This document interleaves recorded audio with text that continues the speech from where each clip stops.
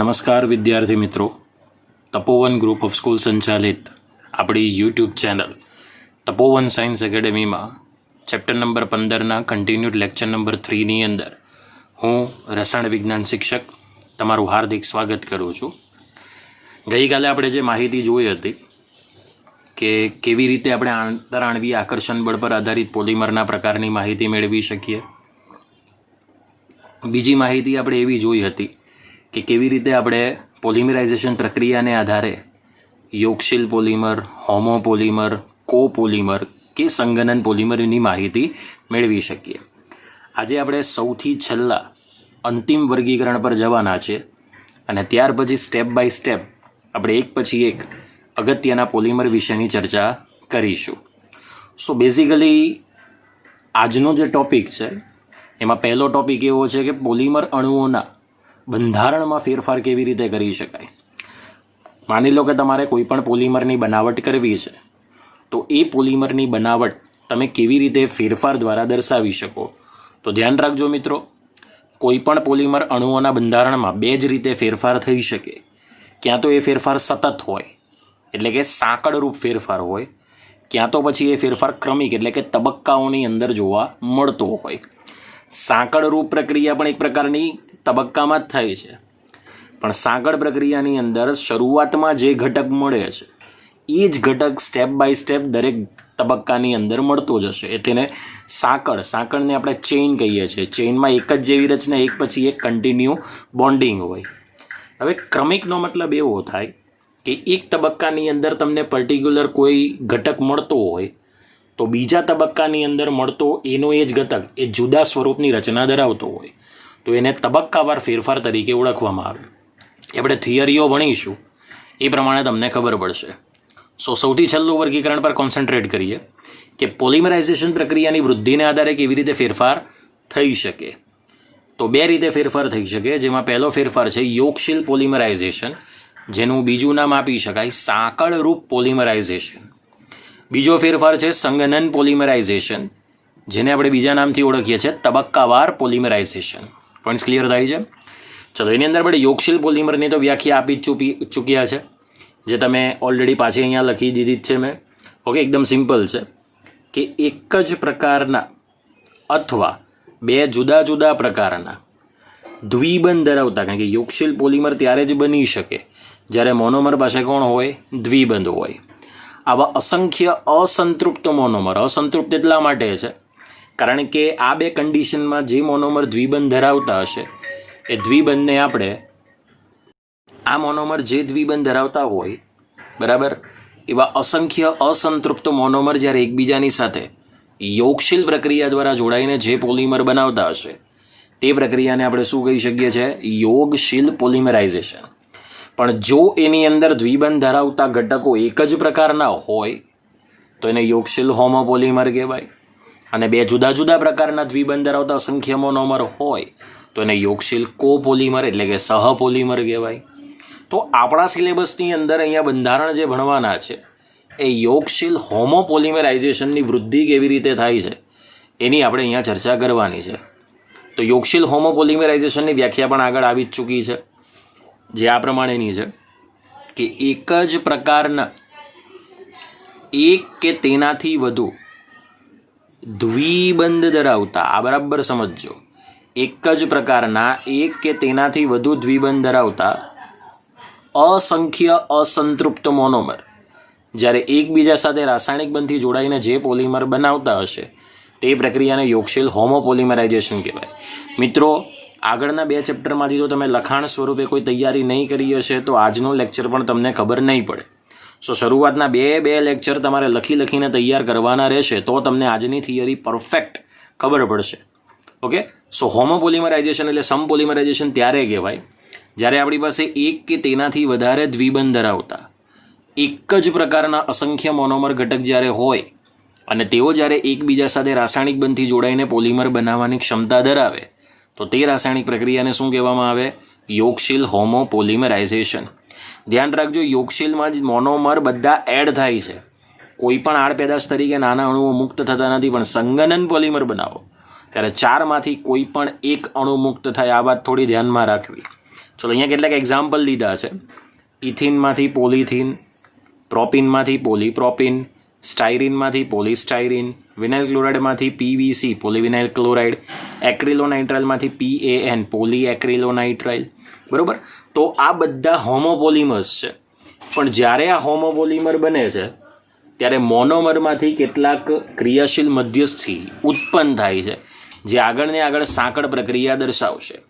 તો મોનોમરમાંથી ઉદ્ભવે છે એક ઘટક તરીકે મુક્ત મૂલક, બીજો ઘટક છે કાર્બોકેટાયન અથવા ત્રીજો ઘટક હોઈ શકે કાર્બેનાયન. આનો મતલબ એવો થાય, આપણે એક એક્ઝામ્પલ લઈએ. માની લો મારે ઇથિનમાંથી પોલિથીન બનાવવું છે, તો સૌપ્રથમ ઇથિન મોનોમરમાંથી આ ત્રણમાંથી કોઈ પણ એક ઘટક પહેલા તબક્કામાં ઉત્પન્ન થશે અને એ પહેલા તબક્કામાં ઉત્પન્ન થયેલો ઘટક આગળને આગળ પછીના તબક્કામાં સાંકળરૂપ પ્રક્રિયા દર્શાવશે. ઓકે, જો માની લો મુક્ત મૂલક ક્રિયાશીલ મધ્યસ્થી ઉત્પન્ન થતું હશે તો એને મુક્ત મૂલક યોગશીલ હોમોપોલિમરાઇઝેશન કહેવાય. કાર્બોકેટાયન ઉત્પન્ન કરતું હશે તો કાર્બોકેટાયન યોગશીલ હોમોપોલિમરાઇઝેશન એટલે કે કેટાયોનિક યોગશીલ પોલિમરાઇઝેશન કહેવાય. અને કાર્બેનાયન ઉત્પન્ન કરતું હશે તો એને એનાયોનિક યોગશીલ હોમોપોલિમરાઇઝેશન કહેવાય. સમજાય છે મિત્રો? તો આ જેટલા પણ તમને હોમોપોલિમર દેખાય છે તો દરેકે દરેક હોમોપોલિમરમાંથી એકસરખો જ ક્રિયાશીલ મધ્યસ્થી ઉત્પન્ન થતો નથી. આ પહેલાં સમજી લેજો. દરેક મોનોમરમાંથી અલગ અલગ ક્રિયાશીલ મધ્યસ્થી ઉત્પન્ન થાય છે અને એ પ્રમાણે તમને પોલિમરની વૃદ્ધિ જોવા મળે છે. જેમાં આપણા સિલેબસની અંદર એકની જ માહિતી આપી છે કે ઇથિનમાંથી જ્યારે પોલિથીન બનતો હોય તો આપણે એને મુક્ત મૂલક યોગશીલ હોમોપોલિમરાઇઝેશન દ્વારા બનતો બતાવવાનો છે. ઓકે, સો આટલા ભાગનો સ્ક્રીનશોટ પાડી દો અને હવે આપણે જઈશું ઇથિનમાંથી પોલિથીનની બનાવટ મુક્ત મૂલક યોગશીલ હોમોપોલિમરાઇઝેશન પ્રક્રિયા દ્વારા. ઓકે, હવે આપણે પોલિથીનની બનાવટ બતાવવાની છે મુક્ત મૂલક યોગશીલ હોમોપોલિમરાઇઝેશન દ્વારા. તો બેઝિકલી સૌથી પહેલાં તો મુક્ત મૂલક ક્રિયાશીલ મધ્યસ્થી કેવી રીતે ઉત્પન્ન થાય છે. ઓકે, તો આના માટે શરૂઆતનો પદાર્થ લેવો પડે મોનોમર તરીકે. ક્યાં તો આલ્કિન લેવો પડશે, ક્યાં મોનોમર તરીકે હોય આલ્કાડાઇન, મતલબ કે આ બંને જેવા અસંતૃપ્ત સંયોજનો, અથવા તો આલ્કાડાઇનના કેટલાક આપણે વ્યુત્પન્નો લેવા પડે જેઓ યોગશીલ પોલિમરાઇઝેશન પ્રક્રિયા દ્વારા સૌપ્રથમ ઉત્પન્ન કરે છે મુક્ત મૂલક ક્રિયાશીલ મધ્યસ્થી ઉત્પન્ન કરે. હવે ખરેખર આ પ્રોસેસ થાય છે કેવી રીતે? તો સૌપ્રથમ આ પ્રક્રિયાનો જે પ્રથમ તબક્કો હોય એ પ્રથમ તબક્કામાં યોગ્ય તાપમાને અને દબાણે મુક્ત મૂલક ઉત્પન્ન કરી શકે એવો પ્રારંભિક પ્રક્રિયા ઉત્તેજક લઈએ. અને આ પ્રારંભિક પ્રક્રિયા ઉત્તેજકને બોલો શું કહેવામાં આવે? ઉદ્દીપક કહેવાય. કે જેનું પ્રમાણ ખૂબ જ ઓછું રાખવાનું, મતલબ અલ્પ પ્રમાણ રાખવાનું. અને આવા પ્રારંભિક પ્રક્રિયા ઉત્તેજકના અલ્પ પ્રમાણની હાજરીમાં યોગ્ય તાપમાને અને દબાણે ત્રણમાંથી કોઈ પણ એક પદાર્થ તમે લઈ શકો. ક્યાં તો એ પદાર્થ લઈ શકો બેન્ઝોઇલ પેરોક્સાઇડ, ક્યાં તો એ પદાર્થ લઈ શકો એસિટાઇલ પેરોક્સાઇડ, ક્યાં તો એ પદાર્થ લઈ શકો તૃતીયક બ્યુટાઇલ પેરોક્સાઇડ. આ ત્રણમાંથી તમે કોઈ પણ એક પદાર્થને ઉપયોગમાં લો, એની મોનોમરના એક ઘટકની સાથે રિએક્શન કરો. પહેલાં તો આમાંથી જે મુક્ત મૂલક ઉત્પન્ન થાય, બરાબર, એટલે આ ત્રણ પદાર્થમાંથી તમારે પહેલાં મુક્ત મૂલક ઉત્પન્ન કરવાનો. અને આમાંથી જે મુક્ત મૂલક ઉત્પન્ન થાય એ વારાફરથી તમારે જે પ્રકારનો પોલિમર બનાવવો છે એના મોનોમરની સાથે તમારે સાંકળ પ્રક્રિયા કરવાની. જેમ કે આપણે ઇથિનમાંથી પોલિથીન બનાવવો છે તો ઇથિનમાંથી પોલિથીન બનાવવા માટે એક ઉત્તેજક વપરાય જેનું નામ છે બેન્ઝોઇલ પેરોક્સાઇડ. અને બેન્ઝોઇલ પેરોક્સાઇડમાંથી જે મુક્ત મૂલક ઉત્પન્ન થશે ને મિત્રો, એ મુક્ત મૂલકને કહેવામાં આવશે ફિનાઇલ મુક્ત મૂલક. અને આ જ ફિનાઇલ મુક્ત મૂલક એ ક્રિયાશીલ મધ્યસ્થી તરીકે ઉત્પન્ન થાય છે અને આગળના તબક્કામાં મુક્ત મૂલક જ વૃદ્ધિ પામે છે. ઓકે, એટલે પ્રથમ તબક્કાની અંદર સૌ પ્રથમ બેન્ઝોઇલ પેરોક્સાઇડમાંથી ફિનાઇલ મુક્ત મૂલક ઉત્પન્ન થશે. આ ફિનાઇલ મુક્ત મૂલકની ઇથિનના અનેક અણુઓ સાથે પ્રક્રિયા થશે અને દરેક પ્રોસેસની અંદર લાંબો ને લાંબો સાંકળરૂપ મુક્ત મૂલક બન્યા કરશે. તો હવે આપણે જે ક્રિયાવિધિ જોઈશું, જે તબક્કા જોઈશું, એ જોઈશું કે ઇથિનમાંથી પોલિથીન કેવી રીતે મુક્ત મૂલક દ્વારા બને છે. ઓકે, આટલા ભાગનો સ્ક્રીનશોટ પાડવો હોય તો પાડી દો. ઓકે વિદ્યાર્થી મિત્રો, હવે આપણે ઇથિનમાંથી પોલિથીન જે બનાવવાના છે તે મુક્ત મૂલક યોગશીલ હોમોપોલિમરાઇઝેશન દ્વારા બનાવવાના છે, જે સાંકળ પ્રક્રિયા દ્વારા આગળ વધશે. તો સૌથી પહેલો જે તબક્કો છે એ છે સાંકળ પ્રક્રિયાનો પ્રથમ તબક્કો, જેને શૃંખલા પ્રારંભન તબક્કા તરીકે ઓળખવામાં આવે. આપણે જે આગળની થિયરીમાં વાત કરી કે સૌ પ્રથમ પ્રારંભિક પ્રક્રિયા ઉત્તેજકમાંથી તમારે મુક્ત મૂલક, કાર્બોકેટાયન ક્યાં તો કાર્બેન આયન ક્રિયાશીલ મધ્યસ્થી ઉત્પન્ન કરવાનું, અને દરેક વખતે આપણે એ જ ક્રિયાશીલ મધ્યસ્થી ઉત્પન્ન થયા કરશે. રેડી? પણ અહીં આપણે જે ક્રિયાશીલ મધ્યસ્થી ઉત્પન્ન કરીશું એ છે મુક્ત મૂલક.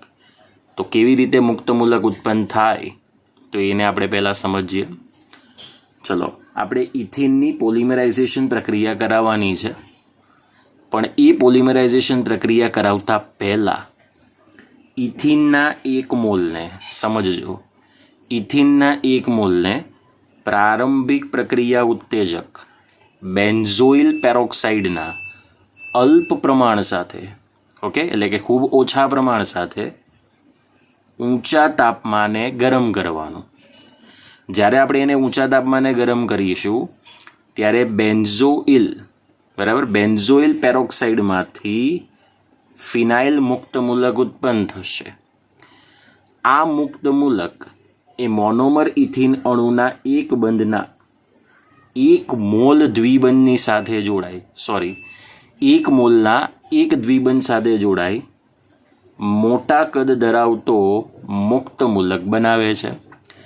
એટલે સિમ્પલ માહિતી, પહેલાં બેન્ઝોઇલ પેરોક્સાઇડમાંથી ઉત્પન્ન થશે ફિનાઇલ મુક્ત મૂલક.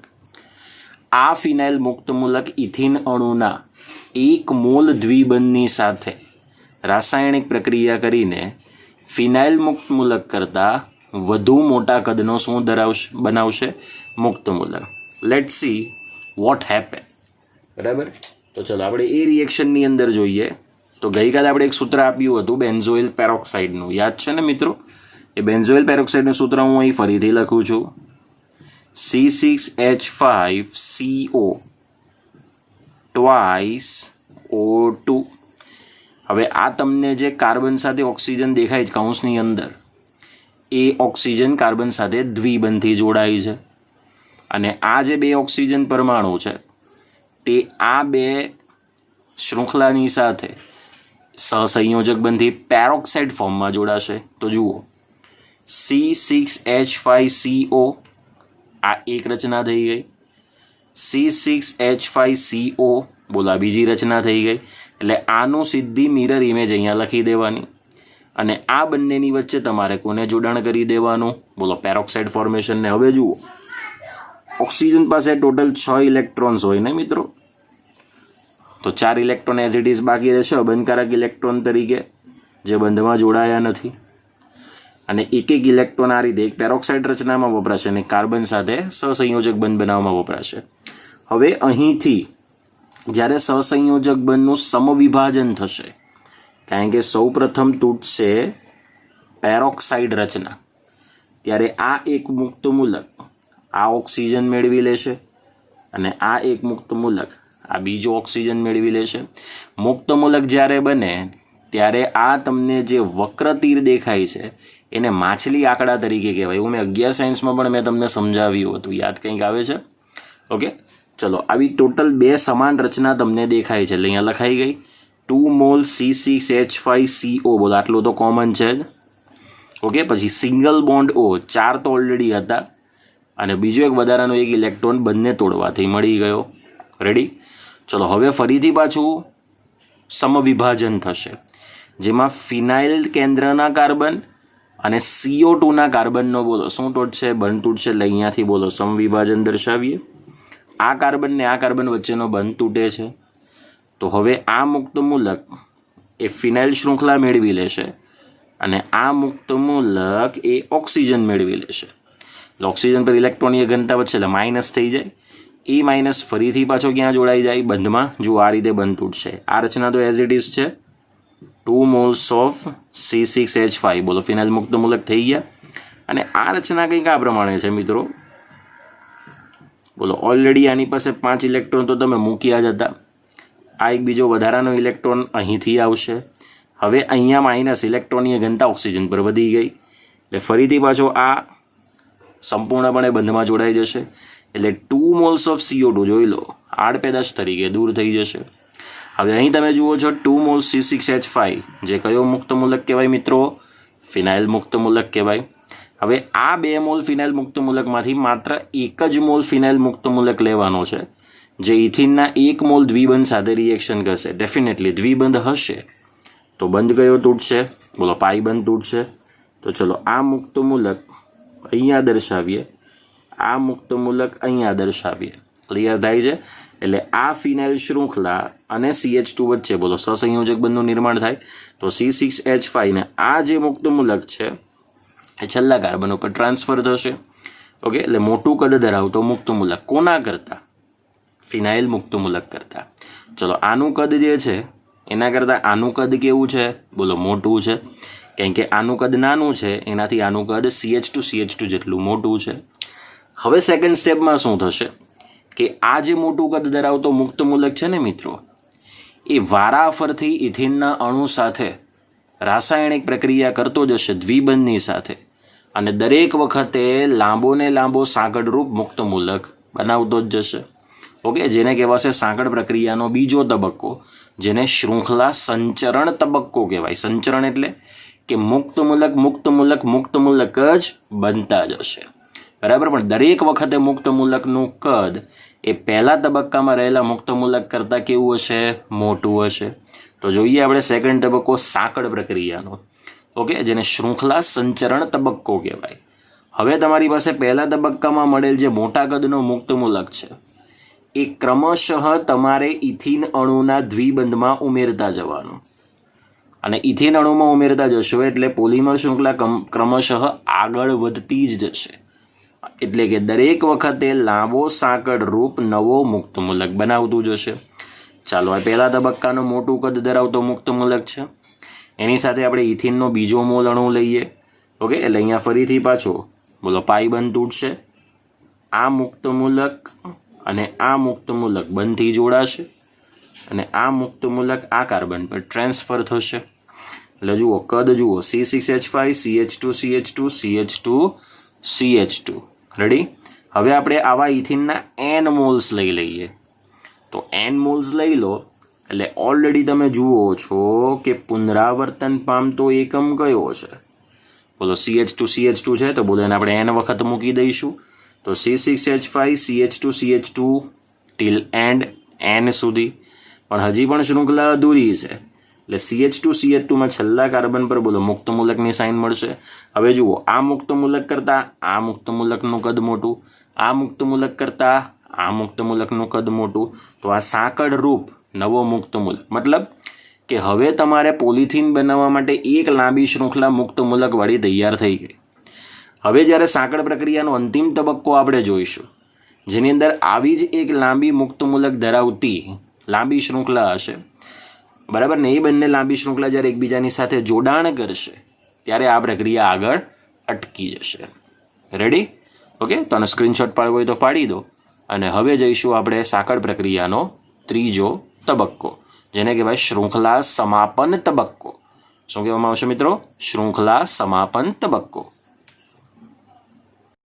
હવે અંતિમ તબક્કો લઈએ સાંકળ પ્રક્રિયાનો જેને શૃંખલા સમાપન તબક્કો કહેવાય. અંતિમ તબક્કામાં પરિસ્થિતિ પ્રમાણે જે આપણે બીજા તબક્કામાં મેળવેલા લાંબા સાંકળરૂપ મુક્ત મૂલક છે તેઓ એકબીજાની સાથે જુદી જુદી રીતે જોડાઈને પોલિથીન બનાવે છે. એનો મતલબ કે જોડાણ ગમે એટલા પ્રકારનું હોય વિદ્યાર્થી મિત્રો, પણ એમાંથી એક જોડાણ જે આપણે ઓલરેડી સેકન્ડ સ્ટેપમાં દર્શાવ્યું તેને આપણે અહીં રિએક્શનમાં દર્શાવી દીધું છે. આવા ઘણા બધા પ્રકારના જોડાણ એ દરેક પોલિમરની વિશિષ્ટતા પ્રમાણે હોય છે. એમાં પોલિથીનની જે વિશિષ્ટતા છે એ પ્રમાણેનું એક જોડાણ આ પ્રમાણેનું છે. હવે અંતિમ પ્રક્રિયા પરિસ્થિતિ પ્રમાણે જ્યારે આવા બે જોડાણ જોડાય ત્યારે સમજવાનું કે પોલિમરની શૃંખલા વૃદ્ધિ શું થાય છે? અટકે છે. ઓકે, તો ચલો આવું એક જોડાણ આપણે સેકન્ડ સ્ટેપમાં બનાવ્યું. સેમ એવું જ જોડાણ આપણે બીજું લઈ લઈએ તો અહીંથી ઊંધી રીતે લખવાની શરૂઆત કરો. રેડી? આવી જશે. એટલે આ મુક્ત મૂલક અને આ મુક્ત મૂલક, બોલો બંને વચ્ચે કયો બંધ બની જશે? જુઓ, સહસંયોજક બંધ અહીંયા બને છે અને આ રીતે સંપૂર્ણ પોલિથીનની શૃંખલા શું થઈ જાય છે? અટકી જાય છે. તો આ રીતે આપણે પોલિથીન પોલિમર બનાવી શકીએ મુક્ત મૂલક શૃંખલા વૃદ્ધિ પ્રમાણે. ક્લિયર અપ થાય છે મિત્રો? ઓકે, તો આ થઈ ગયું મુક્ત મૂલક યોગશીલ હોમોપોલિમરાઇઝેશન દ્વારા પોલિથીન પોલિમરની બનાવટ. હવે આપણે યોગશીલ સમપોલિમર જોઈશું કેટલાક, અને એ યોગશીલ સમપોલિમરની બનાવટ, ગુણધર્મો અને ઉપયોગો એના વિશે આપણે હવે ચર્ચા કરીશું. ઓકે, આનો સ્ક્રીનશોટ પાડવો હોય તો પાડી દો. હવે આપણે પહેલાં યોગશીલ સમપોલિમર પોલિથીન વિશે આપણે ચર્ચા કરીએ. પણ પોલિથીનના પ્રકાર ઉપર ચર્ચા કરતાં પહેલાં આપણે એની જે શરૂઆતની પ્રસ્તાવિક માહિતી છે કે ખરેખર કયા પ્રકારની બંધારણ વૃત્તિ ધરાવે છે, કયા પ્રકારનો ગુણધર્મ ધરાવે છે, એને આપણે પહેલાં જોઈએ. તો પોલિથીન પોલિમર જેમાં કેટલાક રેખીય હોય છે તો કેટલાક આંશિક શૃંખલાવાળા અણુ હોય છે. જો તમને ખબર હોય તો કે પેકિંગ માટે પોલિથીનની જે માઇક્રોન આવે છે, જે અલગ અલગ પ્રકારના માઇક્રોન પ્રમાણેની આપણને પોલિથીન બજારમાં મળે છે. આપણે જોઈએ તો કેટલાક મહિનાઓ પહેલાં એસએમસીવાળાએ 40 માઇક્રોનથી નીચેવાળી માઇક્રોનના જે પોલિથીન હતા એને બેન્ડ કર્યા હતા. કેમ? કારણ કે 40 માઇક્રોનથી ઓછા માઇક્રોન ધરાવતી પોલિથીન એ વાતાવરણમાં પ્રદૂષણ ફેલાવતું હતું. આપણે જે મેડિકલ ક્ષેત્રની અંદર પોલિથીન જોઈએ છે, આપણે શોપિંગ કરવા જઈએ ત્યારે જે પોલિથીન જોઈએ છે, દરેકની મજબૂતાઈ જુદી જુદી છે. એનું એક જ રીઝન છે કે તેના આંતરિક બંધારણમાં કેટલાક રેખીય છે તો કેટલાક શાખીય છે. જે શાખીય પોલિમર છે તેની થોડીક મજબૂતાઈ વધારે છે, બરાબર, અને જે રેખીય છે, બરાબર, એની મજબૂતાઈ શાખીય કરતાં પણ વધારે છે. એ આપણે હમણાં એલડીપી ને એચડીપીમાં જોઈશું એટલે ખબર પડી જશે. બીજું, પોલિથીનની એક મર્યાદા એ પણ છે કે જો તમે એને ગરમ કરો તો એ નરમ તો બની જશે, બરાબર, પણ એ નરમ પડેલા પોલિથીન ઉપર જો તમે ઠંડુ પાણી રેડી દો, એટલે કે ઠંડુ પાડી દો, તો એ કયા પ્રકારનો ગુણધર્મ ધરાવે છે? થર્મોપ્લાસ્ટિક પ્રકારનો ગુણધર્મ ધરાવે છે. આવું કંઈક આપણે આની પહેલાંના લેક્ચરમાં થર્મોપ્લાસ્ટિક અને થર્મોસેટિંગ પ્લાસ્ટિક એમ બે પોલિમરની અંદર જોઈ ચૂક્યા છે. એટલે જો તમે પોલિમરને ઠંડુ પાડો, પોલિમરને ગરમ કરો અને આકારમાં વિકૃતિ આવીને નરમ બનતું જાય અને એ નરમ પડેલા પ્લાસ્ટિકને કે પોલિમરને કે પોલિથીનને ઉપર ઠંડુ પાણી રેડી દો. ઠંડુ પાણી એટલે આપણું જે પીવાનું પાણી હોય તેની જ વાત છે, એકદમ ચિલ્ડ પાણીની અહીંયા વાત કરી નથી. ઓકે, તો તમે ઠંડુ પાણી રેડી દો તો એ સખત બની જાય છે, બરાબર. તો એને કયો ગુણધર્મ કહેવાય? થર્મોપ્લાસ્ટિક ગુણધર્મ કહેવાય. હવે એના બે પ્રકાર છે. એક છે નિમ્ન ઘનતા પોલિથીન, એને એલડીપી કહેવાય, લો ડેન્સિટી પોલિથીન. અને બીજો પ્રકાર છે ઉચ્ચ ઘનતા પોલિથીન, જેને કહેવામાં આવે એચડીપી, હાઈ ડેન્સિટી પોલિથીન કહેવામાં આવે. સમજાય છે મિત્રો? જેની અંદર આપણે અત્યારે પહેલું જોઈએ નિમ્ન ઘનતા પોલિથીનની બનાવટ, ગુણધર્મો અને ઉપયોગો. તો અહીંયા છે પહેલી બનાવટ.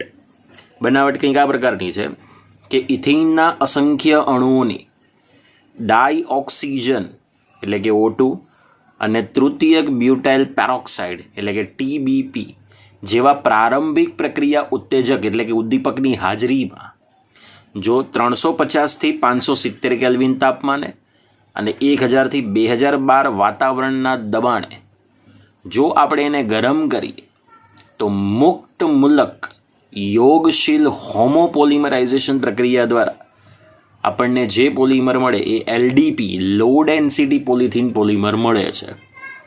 હવે આની અંદર જે મુક્ત મૂલક પ્રક્રિયા થાય છે એ મુક્ત મૂલક ઉમેરણ થતું જાય અને હાઇડ્રોજન પરમાણુની સાથે તેનું આયનીકરણ થાય. એટલે મુક્ત મૂલકનું ઉમેરણ અને હાઇડ્રોજન પરમાણુના આયનીકરણ મારફત મેળવેલું જે આપણી પાસે એલડીપી છે ને એ કંઈક અંશે આંશિક શાખીય બંધારણ ધરાવે છે. શું ધરાવે છે? કંઈક અંશે આંશિક શાખીય બંધારણ ધરાવે છે. તો ડેફિનેટલી તમને અહીંયા એક રિએક્શન તો આપી જ દીધી છે. ઓકે, સો N અણુ લેવાના CH2 ડબલ બોન્ડ CH2, જેને કયો અણુ કહેવામાં આવે? બોલો, ઇથિનનો અણુ કહેવામાં આવે. રેડી? ચલો, આ જે આપણી પાસે ઇથિનનો અણુ છે ને મિત્રો, એ ઇથિનના અસંખ્ય અણુઓની આ પ્રક્રિયા પરિસ્થિતિ છે ડાયોક્સિજન અથવા તૃતીયક બ્યુટાઇલ પેરોક્સાઇડ, બરાબર. 350 થી 570 કેલ્વિન ટેમ્પરેચર, 1000 થી 2012 વાતાવરણનું દબાણ. ઓકે, એટલે અહીંયાથી કયો બંધ તૂટી જાય? પાઈ બંધ તૂટી જશે. એટલે આ આગળની શૃંખલાના મોનોમરના કાર્બન સાથે આ પાછળની શૃંખલાના મોનોમરના કાર્બન સાથે જોડાઈ જાય અને CH2 અપ ટુ N સુધીની રચના બનાવે, જેને LDP લો ડેન્સિટી પોલિથીન પોલિમર કહેવાય. જુઓ, કંઈક અંશે અહીંયા શાખીય બંધારણ બતાવ્યું છે. આ એક પોલિમરની રેખીય શૃંખલા છે અને આ કંઈ બીજી રેખીય શૃંખલા છે. એ કેટલીક જગ્યાએ શાખાઓ સાથે શું થઈ જશે? જોડાઈ જશે. ક્લિયર અપ થાય છે? ઓકે, તો આ છે LDPની નિમ્ન ઘનતા પોલિથીનની બનાવટ. ઓકે, આનો સ્ક્રીનશોટ પાડવો હોય તો પાડી દો. હવે આપણે જઈએ તેના ગુણધર્મો અને ઉપયોગો ઉપર. રેડી? હવે આપણે LDPના ગુણધર્મો જોઈએ. એકદમ સિમ્પલ છે. 4 ગુણધર્મો તો તમારે હોમોપોલિમરમાં યાદ રાખી લેવાના. રેખીય કે શાખીય જે બંધારણ ધરાવતું હોય તે, રાસાયણિક રીતે નિષ્ક્રિય, પાણી અવરોધક અને થર્મોપ્લાસ્ટિક. આટલા ગુણધર્મો તો દરેકના કોમન જ આવશે. પછી જે કંઈક વિશિષ્ટતા પ્રમાણે અલગ પડતા હોય એને જ આપણે યાદ કરવાના થશે. સો બેઝિકલી સૌથી પહેલું છે કે LDP એ શાખીય બંધારણ ધરાવે છે. કારણ કે હમણાં જ આપણે જોયું કે આંશિક શાખીય બંધારણ ધરાવે છે. એ જે શાખીય બંધારણ હોય ને મિત્રો, એ આંશિક શાખીય હોય. મતલબ કે પર્ટિક્યુલર શાખા હશે નહીં, અમુક જગ્યાએ તમને શાખાની માહિતી જોવા મળશે. પછી બીજો છે થર્મોપ્લાસ્ટિક પ્રકારનો પોલિમર છે. રાસાયણિક રીતે નિષ્ક્રિય અને પાણી અવરોધક છે. કોઈ પણ પોલિમર હોય પાણી અવરોધક હશે જ. ત્યાર પછી છે વિદ્યુતના અવાહક અને સ્થિતિસ્થાપક હોય છે. સ્થિતિસ્થાપકતા મેં તમને સમજાવી દીધી છે ઇલેસ્ટોમરના પોલિમરની બનાવટમાં, કે જો તમે મૂળ લંબાઈ જેટલું ખેંચાણ બળ આપો, બરાબર, ખેંચાણ બળ છોડી દો એટલે ફરીથી પાછા પોલિમરની શૃંખલા પોતાની મૂળ સ્થિતિમાં આવવાનો પ્રયત્ન કરે, એને સ્થિતિસ્થાપકતાનો ગુણધર્મ કહેવાય. તે કઠોર હોય છે, બરાબર. ત્યારબાદ તે લચીલા અને વિદ્યુતના મંદવાહકો છે, બરાબર. આ બધી LDPની ખાસિયત છે.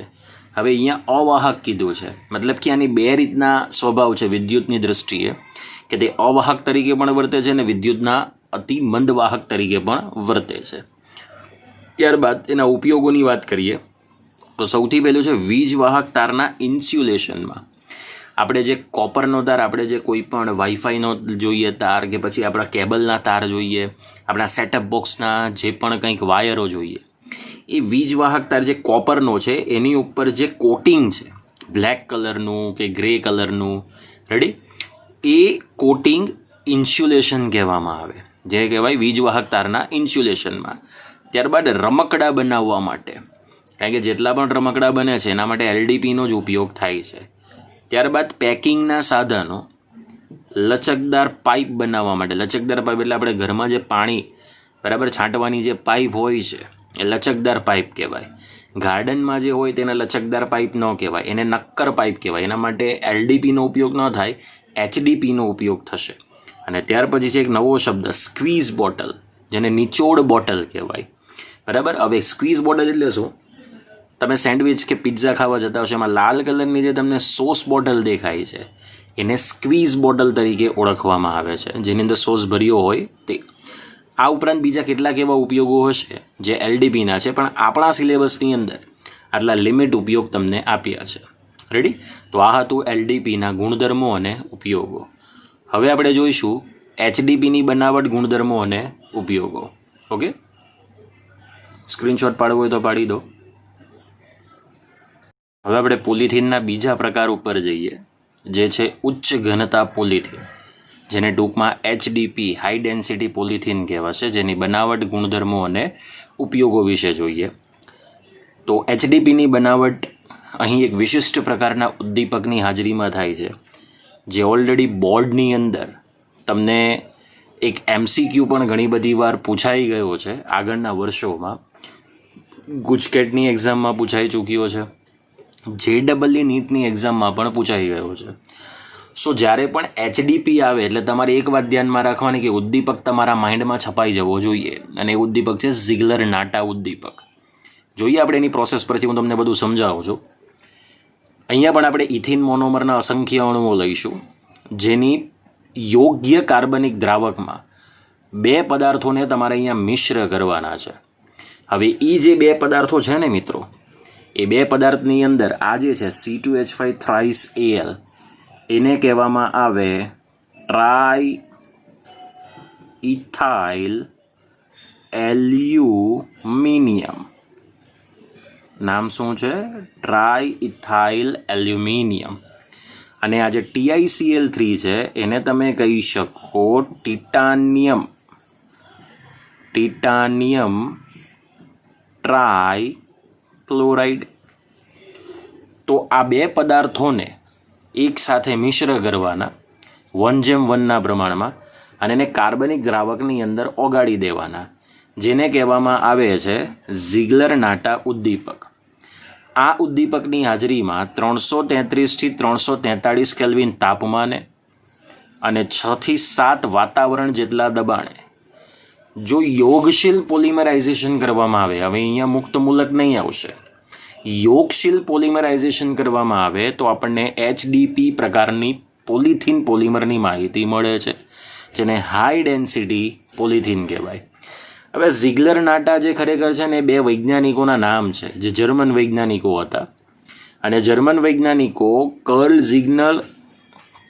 ઝિગલર અને જી નાટા આ બંનેને 1996માં આ ઉદ્દીપકની શોધ માટે નોબેલ પારિતોષિક એનાયત કરવામાં આવ્યું હતું.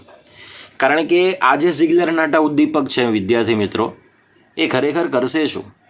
તો ઇથિનની જે રેખીય શૃંખલા છે, જે સંવૃત સંકલન, જો અહીંયા એક શબ્દ લખ્યો છે મિત્રો, સંવૃત સંકલન. સંવૃત સંકલનને કારણે એકબીજાની ખૂબ જ નજીક આવશે અને ઉચ્ચ ઘનતા ધરાવતું તમને રેખીય પોલિમર આપશે. જો અહીંયા લખ્યું છે રેખીય પોલિમર, બરોબર. એટલે HDP જ્યારે બનતું હશે તેના રેખીય જે અણુઓ છે, ખરેખર તો રેખીય અણુ કોના હશે? ઇથિનના, બરાબર. જે ઝિગલર નાટા ઉદ્દીપકને કારણે ખૂબ જ જટિલ સંવૃત સંકલન ધરાવશે, જટિલ રચના ધરાવશે અને રેખીય પોલિમરની તમને માહિતી આપે છે. એટલે HDPનો આકાર બંધારણ કેવું હશે? રેખીય પ્રકારનું. સમીકરણ ઓલરેડી આગળ જેવું જ છે, બરાબર. અહીંયા પોલિમર HDP આવી જશે. કેમ HDP આવે? તો એ પ્રક્રિયા પરિસ્થિતિ ઉપરથી. તો ઝિગલર નાટા ઉદ્દીપક, જેને આપણે કૌંસમાં મૂકી દીધું, 333 થી 343 કેલ્વિન ટેમ્પરેચર અને 6 થી 7 વાતાવરણ દબાણ. ઓકે, તો અહીંયા જોઈ શકો છો મેં અભ્યાસ માટે 3 ઇથિનની રેખીય શૃંખલા લીધી છે, જ્યાં કોઈ પણ 2 ક્રમિક રેખીય શૃંખલાની વચ્ચે શાખા નથી. જોઈ શકો છો તમે. રેડી? તો આ થઈ ગઈ તમને HDPની બનાવટ. હવે જે આગળ આવશે એ છે એના ગુણધર્મો. તો આ રેખીય શૃંખલા છે, તો એનું કારણ શું હોઈ શકે? તો HDP એટલે કે હાઈ ડેન્સિટી પોલિથીનની શૃંખલામાં જેટલા પણ અણુઓ ગોઠવાય છે ને મિત્રો, એ શક્ય તેટલા એકબીજાની ખૂબ જ નજીક ગોઠવાય છે, અને નજીક ગોઠવાવાને કારણે તેઓ ખૂબ જ ઊંચી ઘનતા ધરાવે છે.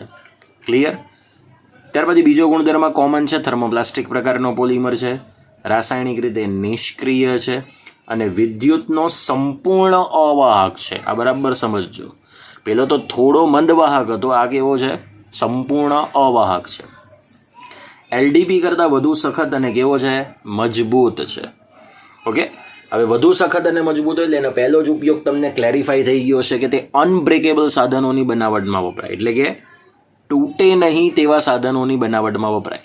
હવે તૂટે નહીં સાધન એટલે તેમાંથી કયા કયા એવા સાધન બનાવી શકાય? તો બાલદી એટલે કે ડોલ, ઓકે. ત્યારબાદ કચરા પેટી એટલે કે ડસ્ટબિન. પછી બોટલ્સ, આપણે ઘરમાં જે પીવાના પાણીની બોટલનો ઉપયોગ કરીએ છીએ તે બોટલ્સ. અને ત્યાર પછી છે કેટલીક પાઇપો.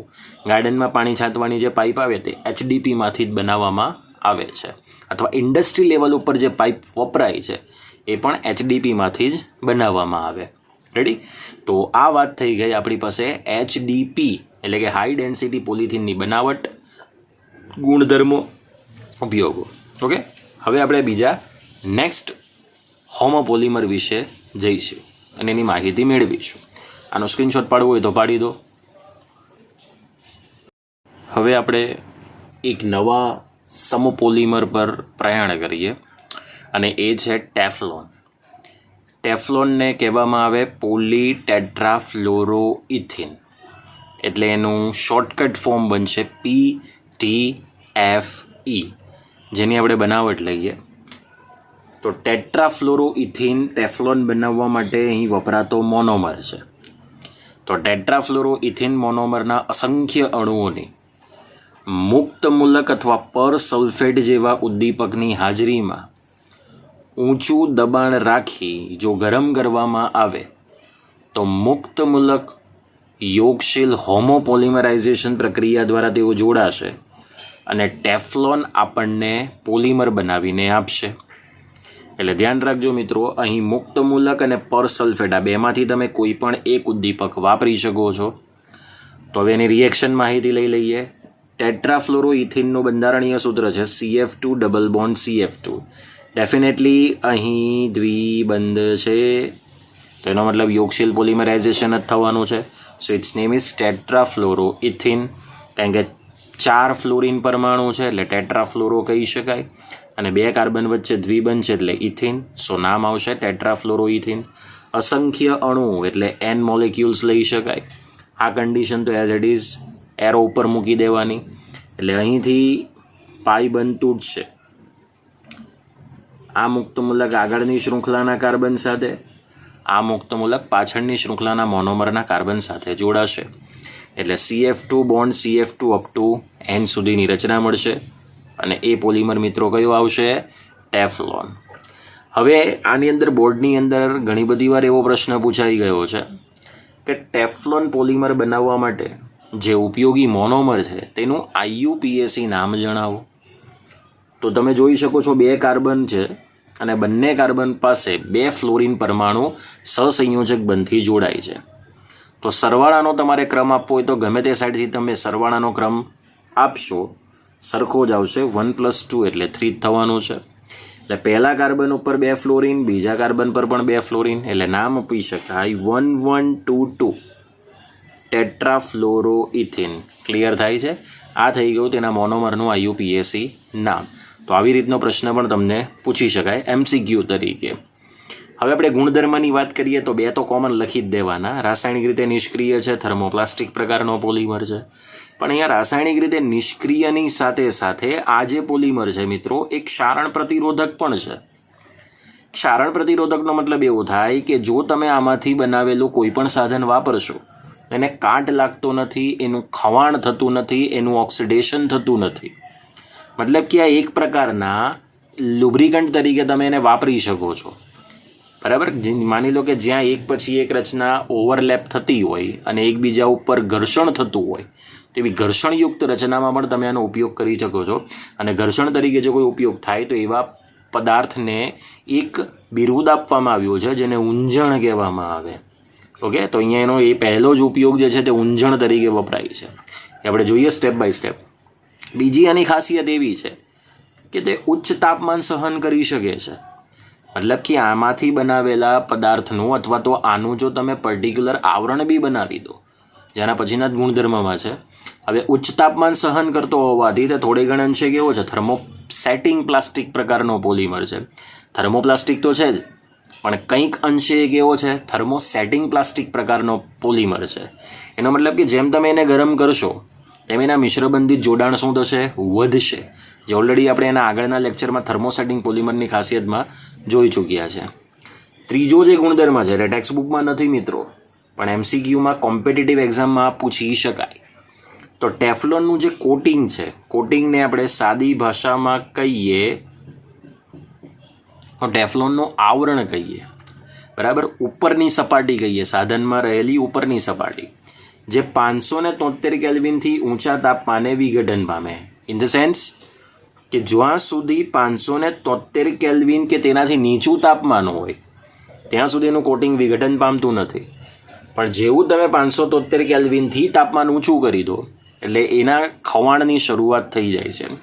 હવે ડેફિનેટલી જ્યારે આપણે કોઈ પણ ખોરાક રાંધતા હોઈશું, કારણ કે આનો જે ત્રીજો ઉપયોગ છે જોઈ શકો છો નોનસ્ટિકના સાધનોની બનાવટમાં વપરાય. તો નોનસ્ટિકનું જે લેયર આવે છે એ લેયર ટેફલોનનું બનેલું હોય છે, જે બ્લેક કલરનું છે. હવે કોઈ પણ આપણે ખોરાકમાં રાંધીએ છીએ, બરાબર, તે 573 કેલ્વિનથી તો ઊંચું તાપમાન થવાનું જ નથી. ડેફિનેટલી તમને એ ખબર છે. તો ખોરાક શું થાય, એમાં સ્વાદ જ ન રહી. સમજાય? એટલે ટેફલોનનું જ્યાં સુધી કોટિંગ હશે 573 કેલ્વિન કે તેનાથી નીચા તાપમાને એઝ ઇટ ઇઝ રહેશે. પણ જેવું 573 કેલ્વિનથી તાપમાન ઊંચું થઈ જશે ત્યારે એના વિઘટનની ધીમે ધીમે શરૂઆત થશે. હવે જઈએ આપણે એના ઉપયોગો તરફ. તો એના ઉપયોગોમાં પહેલો છે કે મશીનરીમાં ઘસારાનો પ્રતિકાર કરવા માટે તે ઊંજણ તરીકે વપરાય, એટલે કે લુબ્રિકેન્ટ તરીકે વપરાય છે. બીજું લઈએ તે ઓઇલ સીલ અને ગાસ્કેટની બનાવટમાં વપરાય. અહીં ઘાસલેટ નથી, ગાસ્કેટ છે. ગાસ્કેટ એટલે હું તમને સમજાવી દઉં, તમારા ફ્રીઝનો જે દરવાજો છે, તમારા ઘરમાં રહેલા ફ્રીઝનો જે દરવાજો છે એની ઉપર જે રબર જેવી રચના હોય જેના દ્વારા બંને સપાટી, બોડી, ફ્રીઝની જે બોડી છે અને દરવાજાની સપાટી ચોંટે છે, બરાબર, તે રબરને કહેવામાં આવે ગાસ્કેટ. આ ગાસ્કેટ જે તમારો રાંધણ ગેસ છે એનું જે બર્નર છે એ બર્નરની વચ્ચે પણ ગાસ્કેટની રચના હોય છે. ઓકે, તો ઓઇલ સીલ અને ગાસ્કેટ જેવા પદાર્થની બનાવટમાં વપરાય. આ ઉપરાંત તે રસોઈના નોનસ્ટિક સપાટી ધરાવતા સાધનો બનાવવા માટે પણ ઉપયોગી છે. તો આના બેઝિકલી 3 ઉપયોગ છે.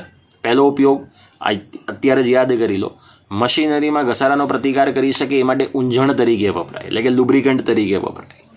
બીજો ઉપયોગ છે ઓઇલ સીલ અને ગાસ્કેટની બનાવટમાં વપરાય.